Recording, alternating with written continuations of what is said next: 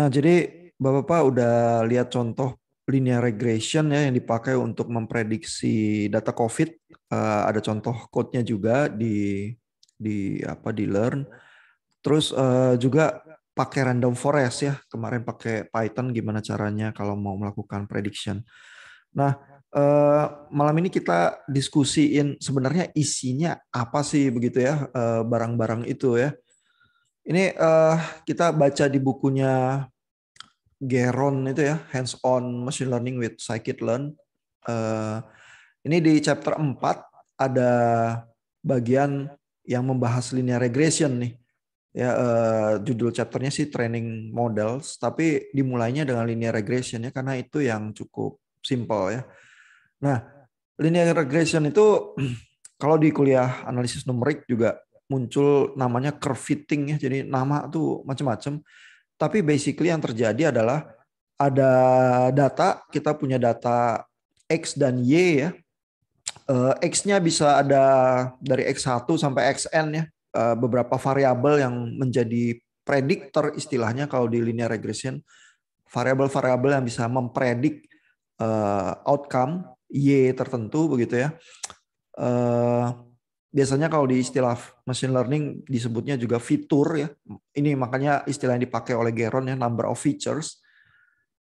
Lalu Y ini adalah dan biasanya dipakai topi ya, Y hat ini adalah predicted value ya. Biasanya kalau ada hat itu artinya juga estimated value ya, sesuatu yang diestimasi gitu ya. Lalu ada parameternya theta. Nah, linear regression itu modelingnya linear ya. Jadi pokoknya semua variabel-variabel ini secara linear nanti tergantung tetanya. Tetanya bisa positif, negatif ya. Karena ada variabel yang efeknya negatif terhadap outcome, ada yang efeknya positif. Lalu kalau kita modelin terus kita cari ya koefisien ini, nanti berarti kalau dari semua titik data itu kita punya garisnya, maka kita bisa predik. Kalau dikasih X yang baru, kita bisa hitung Y-nya. Ya, jadi logikanya melakukan prediksi itu begitu dengan linear regression ya. Nah, ini ada contoh ya.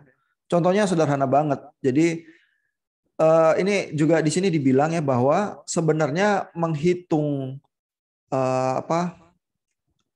menghitung persamaannya ya, menghitung koefisiennya itu ya, theta ya ini ya. Dan ini tetanya dalam bentuk matriks ya. Jadi bisa dihitung dengan perkalian ini nih. Jadi kalau kita mau hitung langsung gitu ya, nggak pakai iterasi dan metode numerik ya, kita tubruk langsung pakai rumus ya secara analisis bisa juga begitu ya. Jadi theta ini adalah X transpose di dot X di inverse di dot X transpose dikali Y.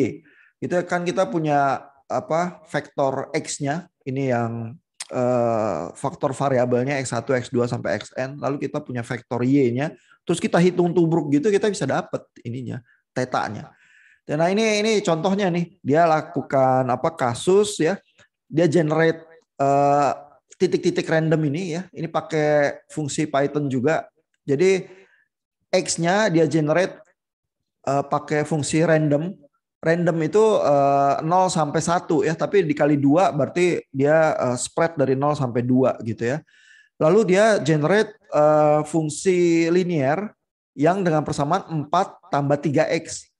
Ya, tapi 4 tambah 3X ini dia ganggu dengan random noise nih. Dia pakai random normal ya. Ini sehingga noise-nya sifatnya Gaussian. Ya, jadi kalau Bapak-bapak mau simulasiin random noise yang sifatnya Gaussian ya, misalnya additive white Gaussian noise ya, pakai fungsi ginian juga di Python tuh bisa tuh. Terus kita bisa simulasi jalur telekomunikasi, misalnya ada modulasi tertentu ditimpa oleh additive white Gaussian noise, terus berusaha di receive ya, lihat bit error rate-nya bit yang error terus jadi berapa banyak ya, itu bisa tuh kita simulasi dengan mudah ya. Nah, ini dia bikin persamaannya terus dia ganggu pakai random noise ya, sehingga kita lihat titik-titiknya ini seperti ini ya. Antara titik 0 sampai 2 di sumbu X menghasilkan titik Y tertentu yang random begitu ya. Random noise-nya tertentu ya, ada 100 biji di generate ya, jadi ada 100 titik. Tapi kita lihat juga titik-titik ini sebenarnya kalau kita tarik garis lurus, dia kayak ada persamaannya ya. Nah ini percobaannya pakai Python ingin mencari ya linear regresinya dengan titik yang di generate sebenarnya pseudo random seperti ini ya, seolah-olah random gitu ya. Ini bukan data beneran random yang diukur dari percobaan ya, melainkan di generate pakai Python juga. Terus mau dicari ya pakai metode apa linear regressionnya gitu ya. Jadi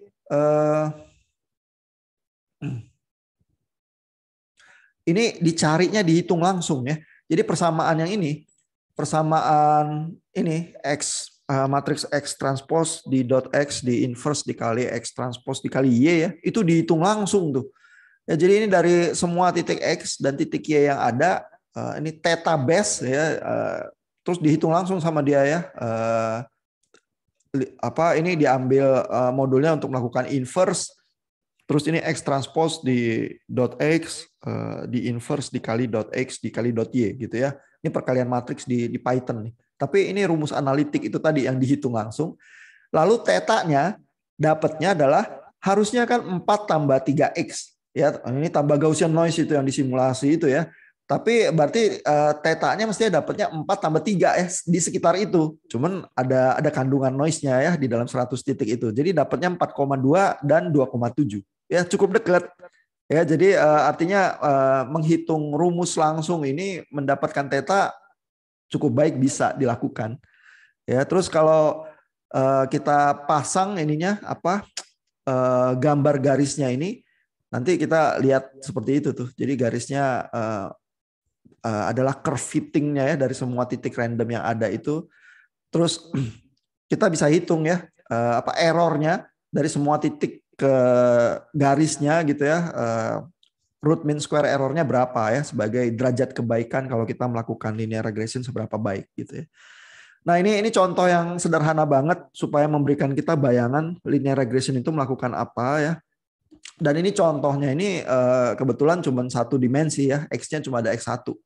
Tapi di dalam contoh yang misalnya kemarin buat apa, buat prediksi COVID ya, itu paling dikit ada beberapa variabel ya, ada apa jumlah vaksinasi, ada jumlah tes, ada jumlah apa ada stringency index ya lockdown untuk meramalkan misalnya new cases begitu ya.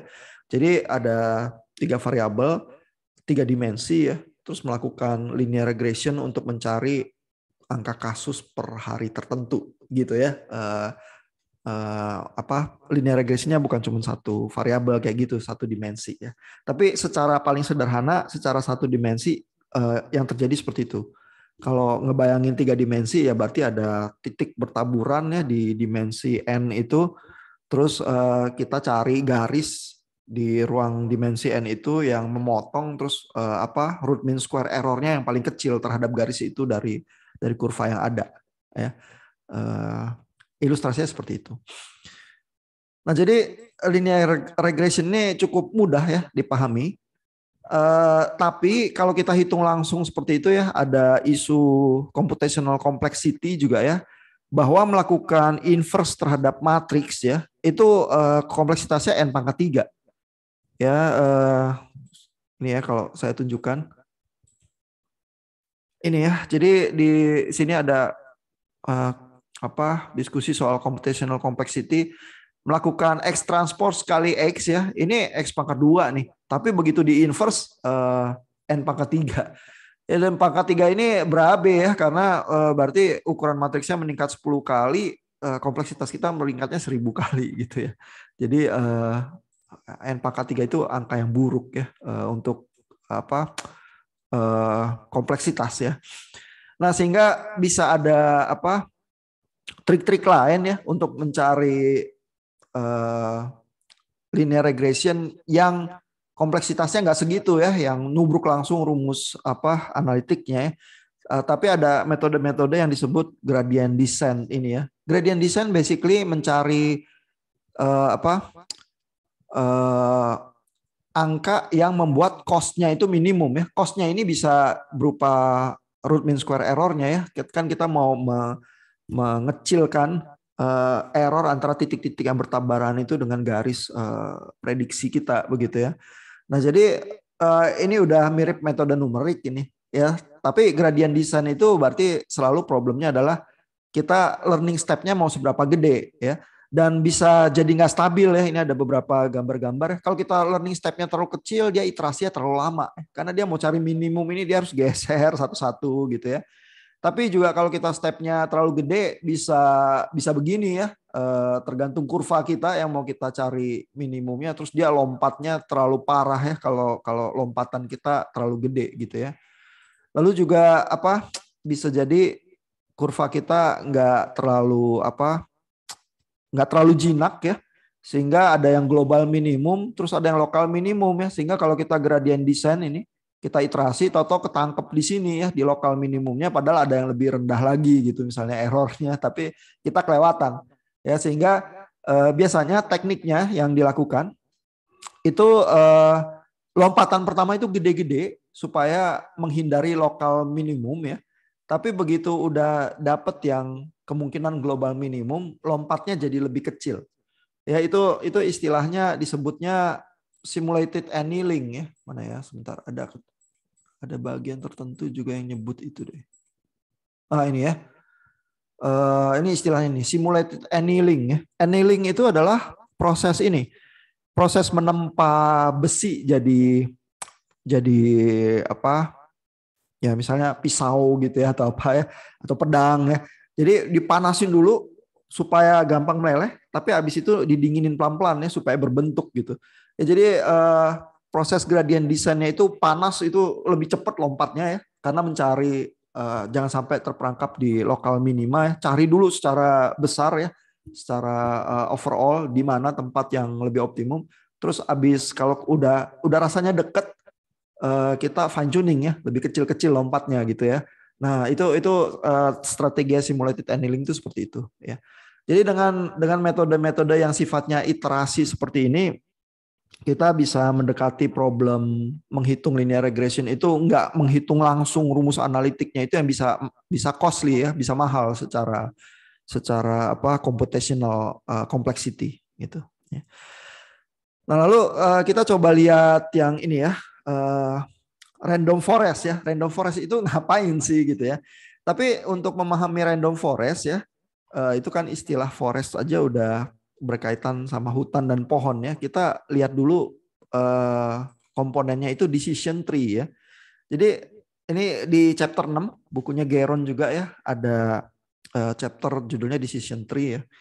Kalau Bapak-bapak perhatikan juga, kalau Bapak-bapak baca buku Geron atau Foster ya, buku Foster itu lebih banyak menunjukkan ini ya, apa contoh-contoh di dunia bisnis gimana aplikasi machine learning atau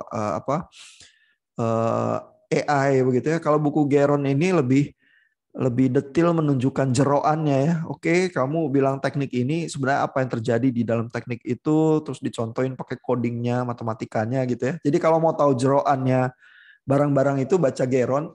Kalau mau berpikir ini kalau di dunia bisnis diapain sih gitu ya, baca bukunya Foster gitu ya. Makanya saya tempel 2 buku di situ juga supaya ya paling nggak Bapak kalau butuh bacaan yang modelnya apa, bisa ada yang dibaca dan punya ya bacaan yang cukup baik gitu. Daripada cuma di Google doang ya, di Google juga banyak ya, tapi paling nggak kalau mau punya buku yang lebih seriusan ada juga ya.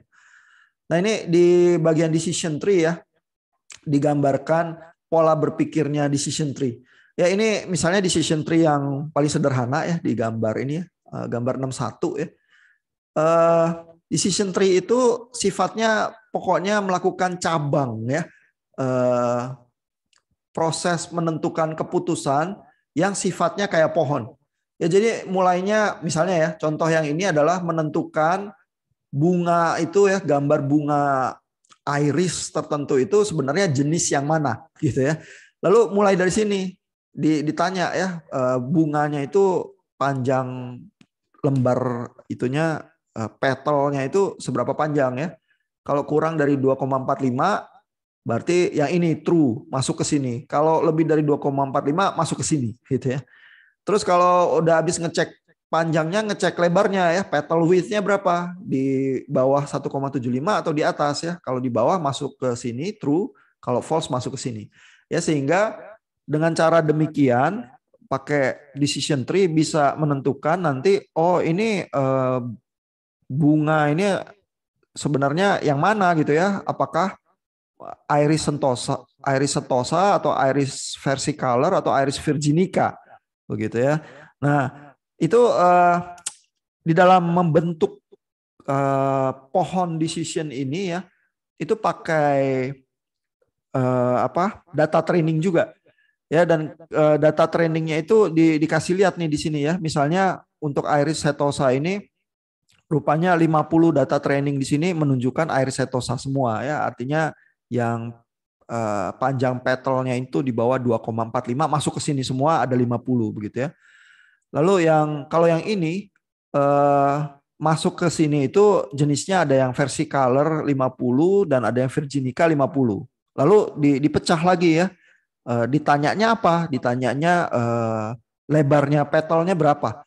Ya, dan itu rupanya bisa untuk membedakan, dan membedakannya tapi nggak murni ya, melainkan oh ini dari 49 yang versicolor ada 5 nih kalau pakai kriteria ini yang virginica. Ya, terus kalau kita ke kotak yang ini ada 45 yang virginica tapi ada satu nih yang versicolor gitu ya, sehingga ada angka Gini ini ya. Ini menunjukkan seberapa murni kita di dalam decision tree itu, di dalam satu down decision itu keputusannya seberapa murni ya. Misalnya ini kalau Gini-nya 0, berarti ini murni nih. Semua yang masuk kotak ini adalah Iris setosa. Tapi kalau 0,168 ini nggak murni nih, karena di sini ada 49 yang versicolor tapi ada 5 nih ya. Jadi ada ketidakmurnian di sini ya di dalam kategorinya. Ini juga nggak murni gitu ya. Nah, sehingga kita lihat decision tree itu pakai derajat kemurnian juga ya. Di sini ada penjelasannya ya. Ini Gini atribut itu menunjukkan impurity ya, seberapa murni sih. Kalau Gini sama dengan 0 itu murni sempurna. Kalau enggak sama dengan 0 ya, 0, sekian, berarti itu ketidakmurniannya ada berapa banyak tuh di dalam tree yang seperti itu. Ya, jadi model berpikirnya sederhana banget ya. Kita bagi aja ini true atau false, terus nanti kita bagi lagi lebih kecil lagi di dalam cabang itu, terus kita perlu berapa dalam pohonnya ya untuk membedakan misalnya bunga ini begitu ya. Kalau kita perlu tiga layer dalamnya, kita bikin lagi ke bawah lagi ya. Pembedaannya apalagi kalau habis cuman lihat lebar sama panjangnya petal, ada sifat apalagi yang kita bisa lihat gitu ya untuk membedakan gitu ya. Dan nanti kita punya decision tree yang lebih panjang lagi. Ya, jadi decision tree itu sesederhana itu gitu ya. Nah, gimana kalau decision tree itu dilakukan untuk buat regression? Ya, artinya kita punya titik-titik X dan Y, terus kita mau punya prediksi dari X tertentu, Y-nya berapa ya? Itu kan yang kita pakai kemarin buat prediksi angka kasus COVID itu ya, pakai random forest ya. Tapi random forest itu ya, hutan random itu isinya decision tree itu ya. Nah, jadi kalau kita mau pakai buat regression ya, ini saya lewatin dulu, nanti saya terangin lagi ya. Kalau kita mau pakai buat regression, nah ini ya, decision tree-nya perilakunya mirip ya. Jadi mulainya dari akar, dari root di atas, terus true false ya. Tetapi yang hasil prediksi di setiap titik decision tree-nya ini adalah angka. Ya, jadi bukan, kalau tadi kan dia pakai buat klasifikasi ya, bunga iris itu bunga yang mana jenisnya gitu ya. Tapi kalau ini yang dihasilkan itu angka ya, ada value ini. Ya, sehingga kalau kita tanya sembarang ya, X1-nya berapa ya, ini variabel itu yang mau buat jadi prediktornya ya. Kalau di bawah 0,1973 kalau true dia masuk ke tree yang ini ya. Terus di sini ditanya lagi ya, apakah X1-nya sekarang lebih kecil dari 0,09 ya, karena ini menentukan tree yang berikutnya ya. Kalau true masuk ke sini berarti value-nya 0,8539, hasil prediksi Y-nya. Gitu ya. Jadi sebenarnya ini model berpikirnya sama, pakai decision tree, Hanya X yang diteliti itu nanti menghasilkan value Y tertentu yang dikeluarkan di ujung decision tree-nya. Jadi kalau buat regression itu yang terjadi seperti itu. Ya, dan ini juga decision tree-nya dilatih juga ya dengan data-data, ada di sini ada informasi jumlah sampelnya begitu ya. Tapi hasilnya adalah value Y-nya berapa. Ya misalnya ini dibilang kalau kita mau predik angka apa 0,6 ya, kalau misalnya X-nya itu 0,6, kalau kita masukin ke sini berarti false ya, karena 0,6 lebih besar daripada 0,1973, terus masuk ke sini dia lebih kecil. Berarti kalau lebih kecil dia true, dia masuk ke sini. Ya, dan kalau dia masuk ke sini berarti angka Y yang terprediksi adalah 0,1106 ya, ini. Value-nya 0,1106 yang terprediksi ya. Lalu di situ juga ada kesimpulan sampelnya itu ada 110 di dalam yang dipakai training untuk menghasilkan decision tree yang ini, daunnya yang ini. Dan angka mean square error-nya itu 0,0151. Ya, jadi kita ada error tertentu yang terasosiasi dengan tebakan value yang sekian ini. Gitu ya, hasil latihan decision tree-nya. Ya. Jadi modelnya berpikir decision tree itu kayak gitu. Ada sejumlah jenis data terus dibagi-bagi, dan decision tree itu selalu mulai dari node yang paling atas bagi dua. Terus bagi dua lagi, makin dalam. Tapi kalau tree-nya gede ya, berarti decision-nya cukup kompleks begitu ya. Terus kita bisa meramalkan fenomena yang cukup kompleks juga. Gitu ya. Di dalam hal ini ngenalin bunga gitu ya. Ini cukup sederhana, cuma 2 tingkat doang tree-nya. Nah, dari proses yang seperti itu, kalau kita lihat di titik-titiknya ya, itu yang terjadi adalah seperti ini. Ya, jadi dari sejumlah titik ini ya, ini ada petal width sama petal length ya, itu sifat dari bunganya itu ya, panjang dan lebarnya bunga. Terus pertama dibagi decision cabang tree yang pertama itu garis yang tebal ini nih, membagi jadi dua sifat ya, titik-titik yang sebelah sini sama titik-titik yang sebelah sini. Terus habis itu dilihat petal length-nya, dilihat lagi petal width-nya ya, garis bagi yang ini nih, untuk membagi titik-titik yang di bawah sini dengan titik-titik yang ini ya. Nah, tapi garis yang tebal ini itu impurity-nya 0 tadi ya. Kita lihat Gini angka Gini-nya itu 0, berarti murni ya. Nggak ada yang kecampur dengan yang sebelah sini. Nah, yang sebelah sini itu kecampur, yang atas dan bawah. Nggak murni. Ya, karena yang kita tebak jenis bunga yang di atas ini ternyata ada juga yang hasilnya ternyata di bawah. Yang kita tebak di bawah ada sedikit yang hasilnya di atas. Ya, jadi 0,0 sekian itu tadi Gini number-nya ya. Nah, tapi kalau kita lihat proses berpikirnya ya, maka decision tree itu kalau kita punya sejumlah titik, kita bagi dua dulu yang besar. Habis itu jumlah titik-titik yang banyak yang punya karakter yang bisa kita pakai lagi, kita bagi-bagi lagi. Setiap kali kita bagi dua terus, makin lama makin kecil, sehingga kita membedakan sifat dari titik data kita itu makin lama makin bagus, gitu ya. Jadi itu tuh yang terjadi di decision tree, gitu ya. Nah, terus di sini ada sedikit komentar nih dari Geron ya soal algoritmanya. Nah, jadi dibilang ya bahwa decision tree ini bisa kita bilang cukup mudah untuk diinterpretasi ya, sehingga disebut white box model. White box model itu artinya kita bisa jelasin ya. Jadi kayak nebak bunga itu tadi ya. Nih Pak Austin barusan connect lagi nih. Tadi ada gangguan internet ya Pak. Betul Pak. Nah, jadi kalau pakai decision tree ya, misalnya bedain bunga, kita bisa dengan cukup baik ya. Misalnya kalau orang tanya, itu machine learning kamu gimana sih decision tree-nya? Oh, gampang Pak. Kita lihat dulu bunga ini panjangnya berapa, terus dia masuk ke bagian mana, terus kita lihat lebarnya gitu ya. Nanti kita bisa tentuin dia bunga apa ya. Jadi ini white box, bisa dijelasin gitu ya. Nah, tapi kalau random forest itu ya di dalam hutannya decision tree-nya banyak. Ya, dan dari banyak itu nanti diambil ya suara terbanyaknya yang mana, dan itu yang dijadikan keputusan prediksi totalnya gitu ya. Nah, itu mulai nggak bisa dijelasin ya, karena setiap pohon melakukan optimasinya dia sendiri terus mengeluarkan keputusannya, terus sebagai hutan kita melihat ya hasil prediksinya. Tapi kalau dijelasin gimana sih taunya bahwa itu yang benar prediksinya, mulai nggak bisa dijelasin. Ya, jadi random forest ini black box sifatnya.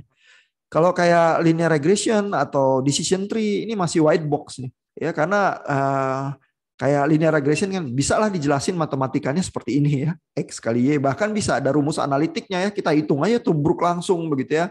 Inverse matrixnya itu ya. Tentu bisa pakai gradient descent ya yang iteratif ya. Even yang gradient descent juga kita masih bisa jelasin ya bahwa yang diminimalkan itu cost-nya apa variabelnya gitu ya. Tapi kalau udah mulai random forest udah black box nih, udah nggak bisa dijelasin. Ya jadi kalau pakai metode AI gitu ya, yang random forest terus konsumennya nanya itu kenapa bisa begitu ya prediksinya, ada kemungkinan nggak bisa dijelasin. Pokoknya gitu. Dengan data training yang seperti ini, terus kita training settingan parameter trainingnya kayak gini, hasil prediksinya gitu. Ya. Mungkin penyebabnya bisa ini, bisa itu ya, tapi ya kita nggak tahu kalau udah random forest itu black box. Ya. Neural network tuh juga black box tuh, ya karena kita juga nggak tahu ya optimasi koefisien cost yang di dalamnya untuk menghasilkan prediksi tertentu seperti apa gitu ya. Nah ini cuman memberikan kita gambaran-gambaran ya, ada algoritma yang bisa kita jelasin dengan cukup baik, masih isi jeroannya apa, ada yang mulai nggak bisa. Ya, jadi kita tinggal pilih-pilih tuh, kita sukanya yang mana ya. Nah, segitu dulu. Ada pertanyaan nggak? Sebelum saya mulai lanjut sedikit dengan sisa waktu ke random forest-nya ya. Itu tadi baru decision tree, baru satu pohon doang. Nah, kenapa kita kalau random forest itu lebih bagus daripada cuma satu pohon gitu ya? Itu yang di berikutnya. Ada pertanyaan dulu nggak atau komentar? Oh, Pak Austin cabut lagi, putus lagi Pak Austin. Ada pertanyaan dari Bapak-bapak?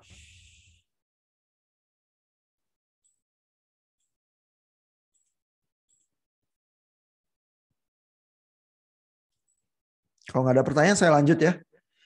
Nah, jadi kalau kita lihat ini ya, random forest itu ngapain sih? Ya jadi yang terjadi ya, ini kategorinya kalau kita baca random forest itu masuknya di chapter 7 ya. Jadi sebenarnya di situ konsepnya adalah ensemble learning. Nah, ensemble learning ini adalah learning dengan jumlah yang lebih besar ya. Jadi punya prediktor tapi prediktornya banyak ya. Jadi kalau di sini misalnya saya punya logistic regression atau SVM classifier nih, support vector machine atau random forest classifier dan sebagainya. Terus kita pakai sama-sama ya untuk pecahin problem yang sama, data training yang sama ya. Terus masing-masing nanti ngeluarin prediksi. Habis itu kita rangkum lagi prediksi dari semua masing-masing ini. Nah, itu yang kita sebut ensemble learning. Ya jadi prediktornya itu bukan cuma satu mesinnya, banyak. Terus kita mencoba menyarikan dari banyak itu hasil akhirnya apa gitu ya. Ini sebenarnya secara intuitif ya, itu kayak crowd learning ya. Kalau Bapak-bapak misalnya lihat ini ya, review ya, mau beli barang di Topet. Oh, kalau reviewnya banyak dan rata-rata bagus, kita jadi lebih percaya gitu ya. Karena oh ini ya udah banyak yang kasih testimoni gitu ya. Beli buku di Amazon juga gitu ya. Kalau yang nge-review udah di atas 1.000 gitu ya, ya oke lah, ini bukunya layak baca ya. Terus tinggal lihat bintangnya. Biasanya sih kalau udah di review 1.000 lebih, bintangnya ya bintang 4 atau bintang 5 gitu ya. Nah jadi semakin banyak yang opini dari crowd dan crowdnya makin besar ya, biasanya tuh makin tepat. Ya jadi itu memanfaatkan fakta yang semacam itu tuh random forest ya. Nah jadi nah di sini dijelasin sedikit ya magicnya sesuatu yang seperti forest itu kenapa bisa begitu. Ya jadi ini ada kurva ini ya. Lalu si Geron ini jelasin ya. Misalnya kita tuh punya koinnya tuh nggak imbang ya. Jadi bukan 50-50 kalau di tossing begitu ya. Koinnya itu agak limbung ya. Jadi 51% munculnya kepala, 49% munculnya ekor begitu ya. Nah, jadi koin yang nggak balance ini ya, 51% dan 49% ya. Kalau kita tos 1000 kali ya secara statistik ya, jadi kita nanti dapat 510 kepala, 490 ekor gitu ya. Nah, jadi kita punya mayoritas memang head, tapi kita punya akurasi 51% doang ya. Nah, katakanlah kita punya prediktor ya, akurasinya jelek ya. Akurasi 50% itu kan kayak nebak ya. Jadi udah kayak nggak berfungsi sebenarnya kalau 50% ya. Tapi ini 51% ya, berfungsi sedikit lah gitu ya. Prediktor kita, machine learning kita ya. Nah, cuman kalau misalnya kita punya apa yang jelek itu ya, machine learning kita 51% akurasinya, tapi kita makainya sering ya dan banyak kali ya. Misalnya kalau kita lempar ya setiap kali 10 gitu ya. Ini contoh statistik ya. 10 lemparan, kita punya 10 koin, kita lempar, terus kita lemparnya 1000 kali ya, atau 10.000 kali ya. Nah ini kelihatan nih bahwa makin banyak lemparan kita, berarti angka probabilitasnya makin mendekati 51 itu. Ya karena kan 51%. Ya jadi ini mendekati semuanya kayak ada limit ya, kedekat 0,51 ya. Artinya dari 10 koin saya, kalau saya ngelemparnya 1000 kali ya, 10 koin itu ya, maka akurasi saya yang padahal satu koin itu 51% bisa meningkat jadi 75%. Ya karena kalau saya pakai keseluruhan 10 koin saya itu untuk bikin decision setiap kali, nanti ada yang head yang lebih banyak sih daripada tail begitu ya. Dan decision saya ketepatannya bukan lagi 51% tapi bisa naik jadi 75%. Kalau udah di atas 1000 kali tossingnya. Kalau sampai 10.000 kali saya bisa akurasinya jadi 97%. Gitu. Jadi ini alat yang sangat magical gitu ya. Kalau bukan cuma pakai satu prediktor tapi pakai banyak prediktor ya, dan terus ngelakuinnya berkali-kali yang sangat banyak gitu ya. Tahu-tahu walaupun masing-masing prediktor kita akurasinya rendah, serendah 51% misalnya, sangat rendah ya, kita bisa naikin sampai 70% pakai random forest itu. Asal cukup banyak ya, jadi crowd knowledge itu tadi ya. Dan kalau sangat banyak sekali ya 10.000 kali bisa sampai 90%-an.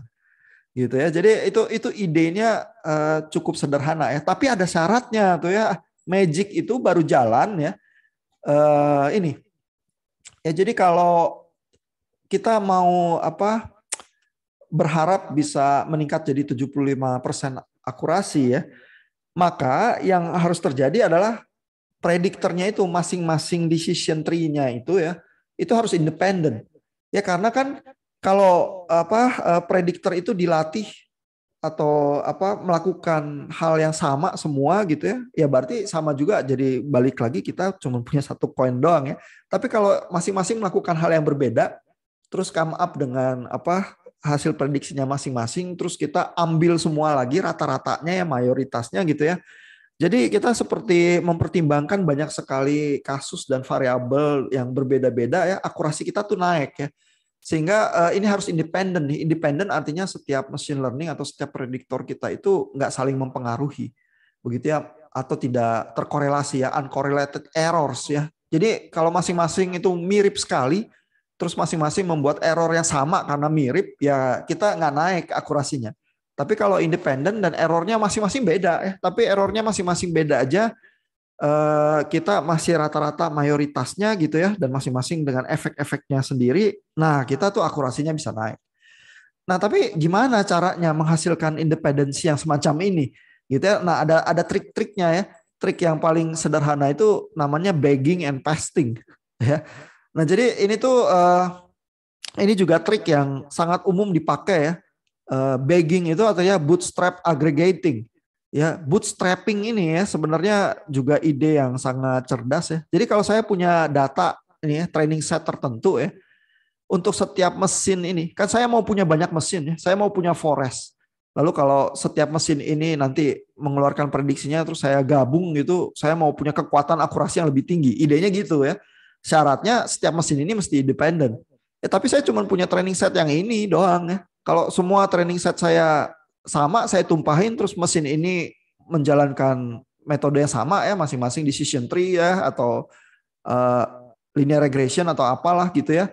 Terus sama ya, nanti errornya yang keluar sama juga semua ya. Berarti nggak saling menguatkan hasil prediksinya, akurasinya nggak naik ya. Nah jadi supaya membuat ini mesin masing-masing melakukan hal yang beda, apa yang terjadi? Ya jadi saya lakukan random sampling setiap kali itu beda ya. Jadi untuk mesinnya ini saya random sampling dari training set ini saya ambil. Ya, lalu habis itu artinya saya bootstrap ya. Lalu nanti ini saya balikin lagi ke training setnya ini, terus saya ambil lagi random lagi gitu. Jadi bisa dipakai berkali-kali. Cuman setiap mesin dapat set yang beda ya, karena setiap kali di sampling secara random ya, dipilih sebagian doang buat mesin tertentu aja gitu. Jadi dengan demikian kita bisa membuat dengan cara bootstrap semacam itu setiap mesin itu seolah-olah independen ya, atau independensinya meningkat lah ya, korelasinya jadi turun, sehingga kalau kita pakai secara bersamaan di dalam random forest hasil akurasinya memang benar bisa meningkat ya. Jadi ada trik-trik semacam ini ya yang udah standar, ini bootstrapping ini ya. Data kita terbatas tapi kita pakai berkali-kali, cuman kita random sampling juga berkali-kali gitu, dengan cara yang berbeda gitu ya. Nah itu sih tekniknya. Jadi kalau mau tahu jeroannya kenapa ya random forest itu kemarin kan kita lihat juga ya waktu predik COVID itu lebih baik ya daripada yang linear regression ya. Tampaknya secara visual mata aja lebih dekat ya, errornya lebih kecil ya terhadap angka yang beneran yang mencoba diprediksi itu. Jadi kenapa bisa begitu? Ya karena dia bukan cuman linear regresor sederhana itu ya yang pakai gradient descent atau apa, tapi dia udah forest ya. Jadi dia memainkan decision tree yang banyak. Decision tree-nya sederhana sih, karena cuma belah dua gitu doang ya. Setiap kali berusaha ambil decision. Tapi karena dia bentuknya forest, terus melakukan apa teknik-teknik itu ya supaya bisa dapat apa crowd prediction, terus akurasinya lebih baik. Nah totalnya jadinya lebih baik juga. Jadi secara umum random forest itu kalau dibandingin sama linear regression, kecenderungannya sih lebih baik ya, akurasinya lebih tinggi. Tapi kalau fenomena yang diramal itu memang murni linier gitu ya, dan cukup jelas ya rumus matematikanya misalnya ya, mungkin perbedaan antara random forest dan linear regression jadi nggak terlalu banyak. Ya artinya pakai mesin yang terlampau rumit, fenomenanya sederhana ya, apa sama-sama aja lah, root mean square errornya nggak terlalu beda jauh ya. Nah kalau udah gitu ya lebih enak pakai metode yang lebih sederhana ya, karena toh udah cukup ya untuk mempredik fenomena yang cukup sederhana. Tapi kalau fenomenanya rumit, akhirnya orang memang bergerak ke arah metode yang seperti random forest itu sih. Kelemahannya mungkin adalah nggak terlalu bisa dijelaskan ya nanti kenapa hasil prediksinya itu apa akurasinya tinggi atau apa.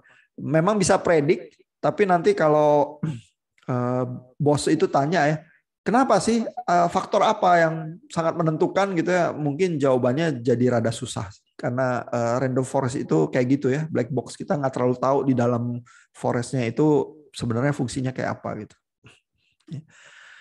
Mungkin segitu dulu malam ini nih. Mudah-mudahan kalau ngoprek-ngoprek Python-nya, terus ngelihat hasil-hasil prediksinya, bisa rada punya bayangan lah apa yang dilakukan masing-masing strategi itu ya. Ada pertanyaan? Komentar? Saya nggak ada sih, masalah kelewatan banyak Pak tadi Pak.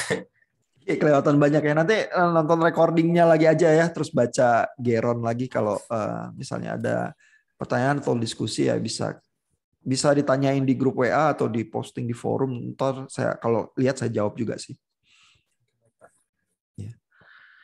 Oke, kalau nggak ada komentar pertanyaan lagi, kita ketemu minggu depan ya. Terus nyoba-nyoba ya nulis lecture notes ya, supaya nggak lupa hasil-hasil belajarnya. Terus nyoba-nyoba code Python-nya untuk prediction ya, untuk project akhir. Ya. Selamat malam Bapak-Bapak, selamat istirahat.